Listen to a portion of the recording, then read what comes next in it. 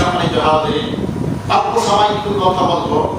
রবের কাছে সাহায্য চাই, তিনি যেন আমাকে আমার জবান দ্বারা এমন কিছু কথা এরপরে বলার সুযোগ করে দেন, যে কথাগুলো দ্বারা আপনি, আমি, আমরা সবাই উপকৃত হয়ে নাজাত পেয়ে জান্নাতের মেহমান হতে পারি। কারণ কারণ আমি গত জুমায় বলছিলাম, কথা বলা দেওয়া এর মালিক কি? বলেন নাকি? আল্লাহ যদি ইচ্ছা করে এই মুহূর্তে আপনার আমার জবানটা বন্ধ করে দিতে পারে না? পারেন কিনা? এই শক্তি, এই সামর্থ্য আমার আল্লাহ, আপনার আল্লাহর আছে কিনা? এই যে বাবারা, এই বসুন।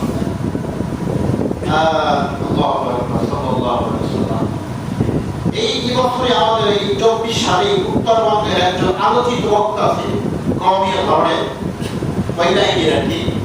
তিনি মাহফিলের মধ্যে আলোচনা করতেছেন, তার সামনে হাজার হাজার লক্ষ লক্ষ মানুষ ছিল। কিছু সময় কথা বলার পর আল্লাহ তাআলা তার জবানটা কিনে নিয়ে তিনি আর কথা বলতে পারেন। এরপর চিকিৎসা করে যে অনেক দিন পরে কথা বলছে। আলহামদুলিল্লাহ, এই আল্লাহ আপনাকে আমাকে জবাব দিয়েছেন, কথা বলার শক্তি হিম্মত আল্লাহ আমাদের কবুল করেন। আমিন। সম্মানিত হাজিরিন, আমি আপনাদের সামনে একটা আয়াতে কারিমা তিলাওয়াত করেছি। আয়াতটা আমরা সবাই জানি, কুল্লু নাফসিন যায়িকাতুল মাউত। অর্থ কি জানেন? হ্যাঁ, মাশাআল্লাহ।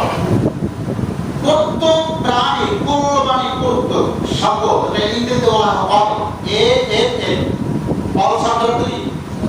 সকল বা সমস্ত। হ্যাঁ, আল্লাহ তাআলা বলতেছেন কুল্লু, সকল প্রাণী একদিন না একদিন মৃত্যুবরণ করতে হবেই হবে। ঠিক না? মরা লাগবে কিনা? লাগবে কিনা? এই মরণের কথা বলছেন একজন, তিনি কি? তিনি কে? মরণের কথা কেনে স্মরণ করো না, আজরাইল আসিলে কোনো কৈফিয়ত চলবে না। ঠিক না? ঠিক না? মরণের কথা কেন স্মরণ করো না, আজরাইল আসিলে কোনো কৈফিয়ত চলবে না। সে তো নামে আজরাইল, হুকুম পাইলে এক সেকেন্ডে সামনে হয় হাজির। ঠিক না বলে? শত নামে আজরাইল, হুকুম পাইলে এক সেকেন্ডে সামনে হয় হাজির। প্রাণ পাখি তো উড়ে তোমার নিয়ে যে যাবে। ঠিক না? প্রাণ পাখি সে নিয়ে যাবে। এক সেকেন্ড সময় আপনাকে দেওয়া হবে না। নির্দিষ্ট টাইম, যে টাইম বলা হয়েছে, যে সময়টা দেওয়া হয়েছে আপনার আমার, ওই সময়ের মধ্যে আপনার আমার মৃত্যু হবে। এই আদেশটা, এই কথাটা একজনে চিল্লায় বলেন, তিনি কে?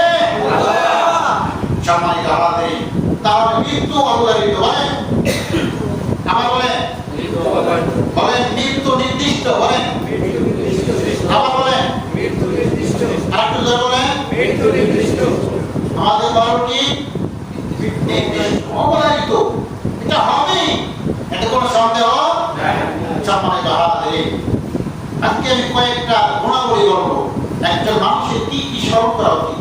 তার মধ্যে নাম্বার 1, প্রথমেই স্মরণ করা উচিত যে আমি একজন মানুষ, আমি একজন প্রাণী, আমার মরতে হবে।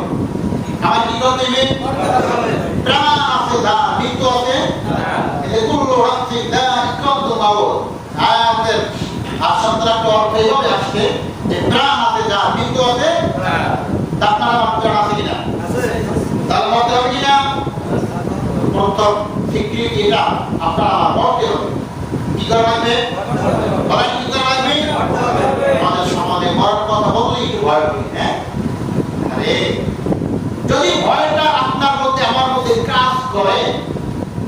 আপনার আমার জীবন চলে যাবে, বলেন কোনদিন গুনাহের কাজ তো সম্ভব হবে না। একটা কথা মনে রাখবেন সবসময়, আজকে থেকে আমি এখন মারা যাবো, বলেন আমি এখন মারা যাবো। আরেকবার বলেন তো জোরে, কারণ আমি যে এক থেকে বাঁচবো এই গ্যারান্টি নিঃশ্বাসের নাই, নিঃশ্বাস সেকেন্ডের নাই। সম্মানিত হাজির, এখন মারা যাবো, এই মুহূর্তে মারা যাবো, এরকম একটা ভাবনা যখন আপনার আমার মাথায় কাজ করবে, হ্যাঁ, তাহলে জীবন চলে যাবে, কিন্তু কোনদিন গুনাহের কাজ করা সম্ভব হবে না। বিজ্ঞান বলে কেউ যদি সবসময় চিন্তাটা করে যে আমি এখন মারা যাবো, নিঃসন্দেহে ওই ব্যক্তি জান্নাতি, নিঃসন্দেহে ওই ব্যক্তি জান্নাতি। যে ব্যক্তি সবসময় ভাবে যে আমি এখন মারা যাবো, হ্যাঁ আমি এখন মারা যাবো, এখন মারা যেতে পারি। যখন আপনি এই কাজটা, এই চিন্তা চেতনা, এই ভাবনাটা আপনার মধ্যে, আমার মধ্যে, একজন মেম্বারের মধ্যে, একজন চেয়ারম্যানের মধ্যে, একজন এমপি মন্ত্রীর মধ্যে যদি এই ভাবনা আসে যে আমি এখন মারা যেতে পারি, বলে আমাদের সমাজ পরিবর্তন হতে বেশি সময় লাগবে না। তোর থাকবে না, তোর থাকবে না, তোর থাকবে না, একটাও তোর থাকবে না। যদি এই ভয়টা থাকে যে আমরা এখন মারা যাবে, কি বলেন, এই সমাজে জেনা থাকবে না। আমাদের যুব সমাজ আজকে জেনা আসক্ত হয়ে গেছে, ঠিক কিনা বলেন? হাদিসের মধ্যে আসে কিভাবে, যখন একজন জেনাকারী জেনা করার জন্য যায়, তখন মাটি আল্লাহর কাছে খুব রাগের সাথে বলতে, আল্লাহ আমাকে তুমি হুকুম দাও, আদেশ দাও, আমি ওই যুবককে আমি মাটি গ্রাস করে ফেলি। বলেন আউযুবিল্লাহ। আরে ভাই, আপনি জানেন না যে গোটা দুনিয়া তখন আপনার বিরুদ্ধে চলে যায়, শুধু আল্লাহর নবীর দয়ায় আপনাকে আমাকে এই আঘাতগুলো করা হয় না, এই ধ্বংস করা হয় না, তাহলে এই দুনিয়া বহু আগে ধ্বংস হয়ে যেত। আল্লাহ রাসূল সাল্লাল্লাহু আলাইহি ওয়াসাল্লাম বলেন যে আল্লাহ অন্যান্য জাতিকে যেভাবে ধ্বংস করছিলাম, পাহাড় দিয়ে ধ্বংস করতো, বন্যা দিয়ে ধ্বংস করে দিত, আল্লাহ জমি উল্টাই দিয়া ধ্বংস করতো, আল্লাহ তুমি আমার উম্মতদেরকে, আমার জাতিকে তুমি ওইভাবে ধ্বংস করে দিও না। সুবহানাল্লাহ। সে মায়ার নবীর কারণে আজকে আমরা এখনো আছি। তাহলে আমাদের সমাজটা, বর্তমান সমাজ এমন একটা সমাজ হয়ে গেছে বসবাস করার উপযোগী না, ঠিক কিনা বলেন? আজকে আমরা বিভিন্ন সিস্টেমে, বিভিন্ন কায়দায় পাপের সাথে জড়িত আছে কিনা? সম্মানিত হাজির, তাহলে আপনাকে আমাকে মরতে হবে। কি করতে হবে? বলেন কি করা লাগবে?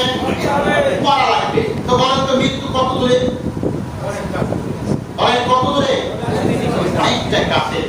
এই যে আমাদের ঘরে সাপ রগ আছে না, এই ঘরের সাপ রগ থেকে আমরা মোটা রগ বলে চিনি, হ্যাঁ, আমরা বিশেষ করে দক্ষিণাঞ্চলের মানুষ আমরা সাপ রগ বলেও চিনি। এই রগের নিকটে হচ্ছে আপনার আমার মৃত্যু। সুবহানাল্লাহ।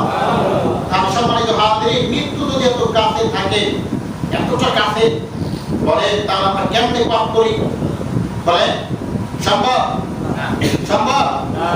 আজকে থেকে আলোচনা থেকে একটু শিক্ষা গ্রহণ করা যায় না, আমলে নেওয়া যায় না, যে না আজকে থেকে আমি কোনো পাপের কাজ করবো না, কারণ আমি যেই অবস্থায় পাপ করি ওই অবস্থায় যদি আমার মৃত্যু হয়, কি বলে?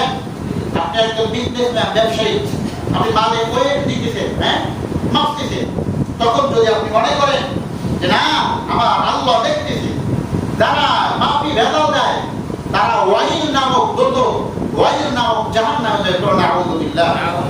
এরপর আপনি একটা ড্রেস, একটা পোশাক বিক্রি করতেছেন, আপনারা কতটুকু আপনি ব্যবসা করতে পারবেন? তো সীমাবদ্ধতা আছে। আপনি একটা মাল 100 টাকায় কিনে আপনি তো একটা মাল 900 টাকা 1000 টাকা বিক্রি করতে পারেন না। একটা সীমিত রেখা, সীমাবদ্ধতা। 100 টাকা মাল আপনি 110 টাকা বিক্রি করতে পারেন, সর্বোচ্চ 15 টাকা বিক্রি করতে পারেন, কিন্তু আপনি 100 টাকা মাল আপনি 500 টাকা বিক্রি করতে পারেন। দেখা যায় রমজানের সময় খেজুর কিনে আনে 150 টাকায়, এই নিয়ে আমাদের দেশে বিক্রি করে 600 টাকা। হ্যাঁ, এরকম শয়তান আছে কি নাই? এটা মানুষ না শয়তান? এরা আজরাইলের দুলাভাই কওছি। হ্যাঁ, আজরাইল তো আল্লাহর হুকুমের নে মানে, আর মানে সরাসরি। সম্মানিত হাজির, যখন আপনি মালে ভেজাল দেন, হ্যাঁ, তখন যদি আপনি ভাবেন যে না আমার তো এখন মৃত্যু হতে পারে, বলেন তাহলে কি আপনি মালে ভেজাল দিতে পারবেন? বলেন পারবেন? পারবেন। সম্মানিত হাজিরিন, তাহলে আমাদেরকে মৃত্যু বরণ করতে হবে, এটা সুনিশ্চিত নাকি? বলেন সম্মানিত হাজিরিন, যখন আপনার আমার মৃত্যু হয়ে যাবে, আপনি একবার আপনার বিবেকটা নাড়া দেন যে এই মুহূর্তে যদি আমার মরণ হয়। এই যে আপনাদের এলাকায় নাকি আমি শুনেছি একটা ঘটনা এভাবে ঘটেছে যে এক লোক মারা গেছে, মারা যাওয়ার পর তাকে নাকি আর ঘরে উঠাই নেই। হ্যাঁ, আমি যখন কেরানীগঞ্জে ছিলাম, একটা দুইটা নয়, অনেকগুলো আমি দেখছি যে হাজার হাজার কোটি টাকার মালিক শিল্পপতি আলিয়াজপুর হাসপাতাল আছে না, নাম শুনছেন আপনারা? আলিয়াজপুর হাসপাতাল, ওখানে মারা গেছে, বাড়িতে নিয়ে আসছে 5 তলা বিল্ডিং ভবন। হ্যাঁ, ওই ভবনে উঠায় নাই, ওই যে গেটের বাইরে রাখছে, বাহিরেই রাখছে, আর উঠায় নাই। আজকে এখন আপনার আমিও যদি মারা যায়, ওই ঘরে আর উঠাবে না, উঠানে নাই, উঠানে যদি বৃষ্টিপাত হয় তখন ছোট আইনা, যেটা বারান্দা বলে পরিচিত, তারপর ছোট আইনা বলতো সে নাকি সেই ছোট আইনা চাদর কি দায়িত্ব রাখে। আর ভাই এরপর কি আপনি একটু জ্ঞানটা না দিবেন না, যে ধরে আপনি কিছু না। আজকে আমি মনে করি, আপনি মনে করেন যে আমি যদি কামাই রুজি না করি, আমার ছেলে মেয়ে কেমনে খাবে, কেমনে চলবে, কেমনে কি করবে? আর ভাই আপনি মারা গেলে আপনার বিজনেস, আপনার দোকান, আপনার অফিস, আপনার দায়িত্ব ভালো করবে, ঠিক কিনা বলেন? আর আপনার যা যা আছে ওইগুলো বাদ দিয়া নতুন কারিকুলাম, নতুন সিস্টেম তারা অবদান করবে, তৈরি করবে। একটা ঘরের খাট পুরনো হয়ে গেছে, ওরা বাদ করে আমার ঘরটা ভালো না, কত নতুন খাট দিয়ে হয়েছে, শোকেস, আলনা, আসবাবপত্র, এরকম প্রতিটা সেক্টরে। তাই পুরনো মাল যেগুলো কি করে ফালাইয়ে দেয়, নতুন মাল তারা করে, নতুন মাল ক্রয় করে, ঠিক কিনা বলেন? সম্মানিত হাজিরিন, এই দুনিয়ায় আমরা থাকতে আসি নাই, হাদিস শরীফ এসেছে, এটা হচ্ছে মুসাফিরখানা। এটা কি বলেন? কি খানা? মুসাফিরখানা কি থাকার জায়গা? অল্প কিছু সময়। আমরা এই দুনিয়ায় আসছি অনির্দিষ্ট সময়ের জন্য, আর মৃত্যুটা হচ্ছে নির্ধারিত, ঠিক কিনা বলেন? অনির্দিষ্ট কিছু সময়, এই কোনো সময়। হ্যাঁ, tomorrow you die, আর না হয় কাল আপনাকে আমাকে এই মৃত্যুবরণ করা লাগবে কি লাগবে না? বলেন আল্লাহ তাআলা বলেন ইরজিই ইলাল্লাহ, গো ব্যাক টু লর্ড, তোমাদেরকে তোমাদের রবের নিকট ফিরে যেতে হবে। বলেন সুবহানাল্লাহ। তার আপনি আর আমি যদি ভাবি প্রথমে আমার মৃত্যুবরণ করতে হবে, হ্যাঁ, 2 নম্বরে আপনাকে আমাকে আপনার আমার রবের নিকট চলে যেতে হবে, ঠিক কিনা বলেন? রবের সামনে দাঁড়াতে হবে। যখন আপনি আর আমি রবের সামনে দাঁড়াবো, তখন কি আর কথা বলার সাহস থাকতে পারে?